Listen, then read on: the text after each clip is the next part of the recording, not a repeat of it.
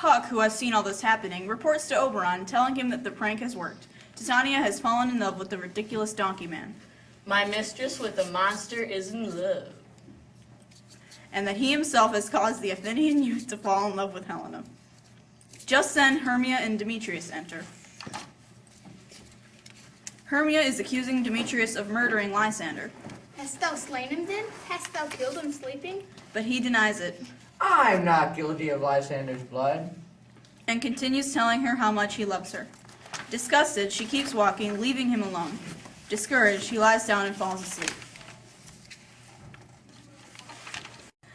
Oberon and Puck, seeing all this, finally realize Puck's big mistake.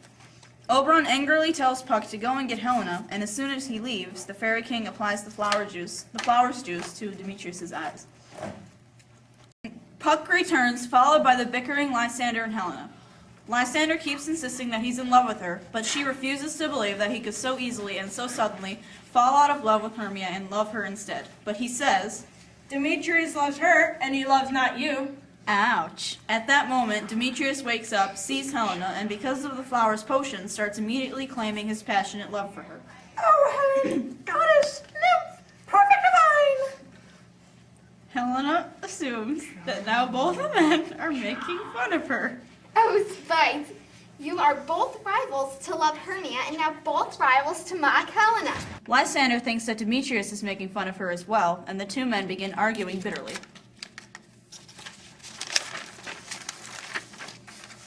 Hermia arrives then, and, seeing Lysander, accuses him of abandoning her in the forest. When he tells her that he hates her and now loves Helena, The hate I bear thee made me leave thee so. double ouch. Helena is convinced that all three of them are in on the joke and have formed a confederacy to mock her. Hermia is confused as to why Lysander doesn't love her anymore and assumes it's Helena's fault. You thief of love, all this coil is long of you. And Demetrius and Lysander are ready to fight each other to prove who loves Helena more. Everything goes downhill from there until all four lovers stalk off into the forest, enraged at each other. Oberon blames Puck for all this and orders him to produce a fog over the forest and confuse the lovers by imitating their voices until all four of them are asleep. Then he should use the flower juice to make Lysander fall in love with Hermia again, and all four of them will remember this night as nothing more than a dream. Puck pretends to be Demetrius, Here, villain, drawn and ready. and Lysander. Thou coward, art thou bragging to the stars? And leads them on a merry chase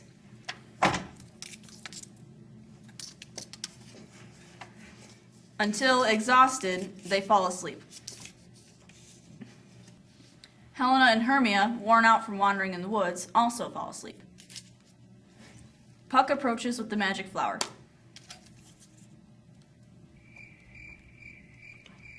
On the ground, sleep sound. I'll apply to your eye, gentle lover, remedy, that each man should take his own, and in your waking shall be shown, and all shall be well.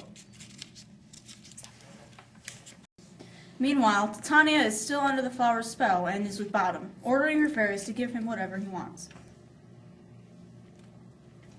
Wilt thou hear some music, my sweet love, or see what thou desirest to eat? Oberon shows up and, seeing this, decides that the joke has gone far enough.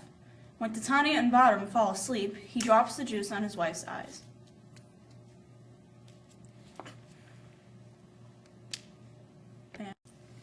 When Titania wakes up, she tells Oberon of a strange dream she had, in which she was in love with a donkey. Oberon smiles and, pointing to Bottom, There lies your love. he then tells Puck to remove Bottom's donkey head.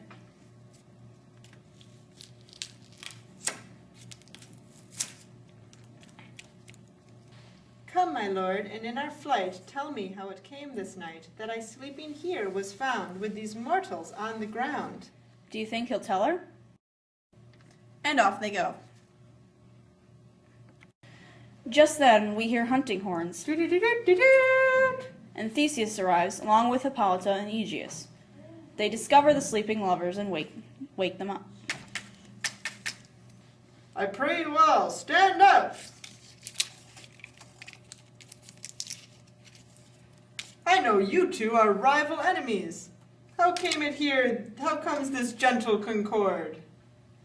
Lysander admits that he and Hermia had run away together in the forest to get married by themselves. Aegeus is extremely angry.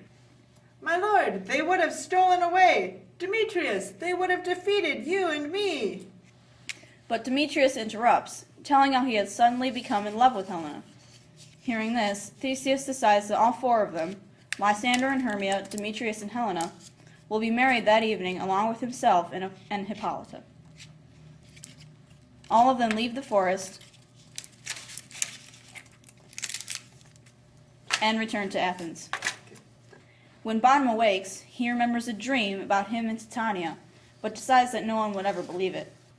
He gets up and returns to his fellow actors, who have been quite worried about him, and there is much rejoicing. Yay!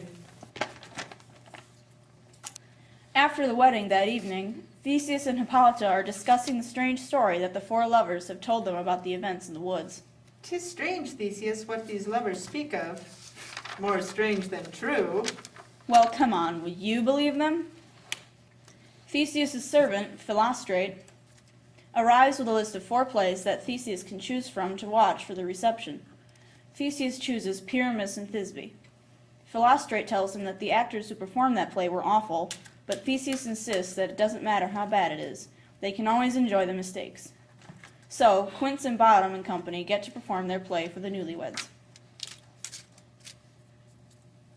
The actors are at hand, and by their show you shall know all that they are like to know.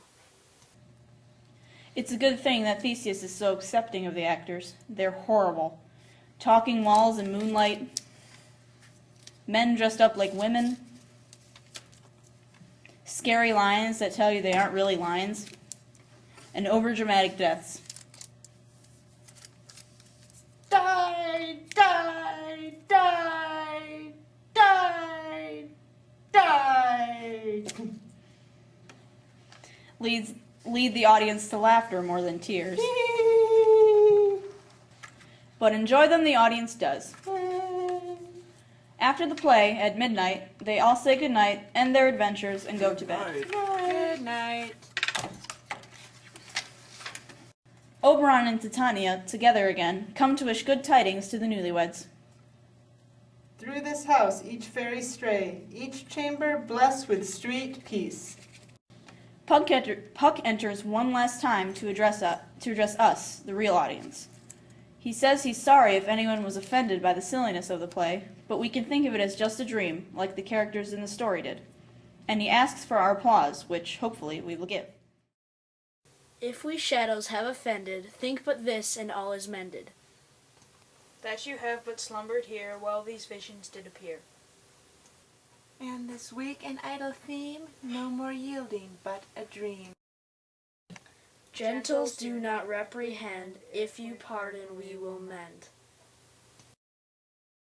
And as I am an honest Puck, if we have unearned luck. Now to escape the serpent's tongue, we will make amends ere long.